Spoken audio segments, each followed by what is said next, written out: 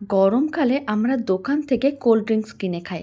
তবে বাড়িতে এইভাবে ড্রিঙ্কসটা বানিয়ে দেখতে পারেন। খুবই কম উপকরণ দিয়ে বানানো যায় আর খেতেও ভীষণ ভালো হয়।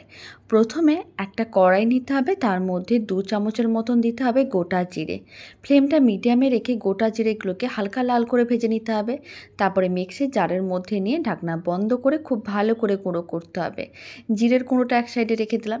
এবার একটা কড়াইয়ের মধ্যে বেশ কিছুটা পরিমাণ জল নিয়েছি, তার মধ্যে জিরের গুঁড়োটা দিয়ে দিলাম, অল্প একটু তেঁতুল দিলাম আর দিয়ে দিলাম গুড়। আপনাদের যদি মনে হয় গুড় নেই বাড়িতে তাহলে চিনিও দিতে পারেন। এবার ৪-৫ মিনিটের মতন খুব ভালো করে জলটাকে ফুটিয়ে নিয়েছিলাম। গুঁড়ো মেল্ট হয়ে গেছে, তেঁতুলের টক ভাবটাও চলে এসেছে। এবার ছাঁকনির সাহায্যে সম্পূর্ণ মিশ্রণটাকে ছেঁকে নিতে হবে, তারপর ঠান্ডা করে নিতে হবে। এবার গ্লাসের মধ্যে বেশ কয়েকটা করে বরফ দিতে হবে, অল্প করে একটু বিট লবণ বা পিঙ্ক সল্ট দিতে হবে, আর দিতে হবে লেবুর রস।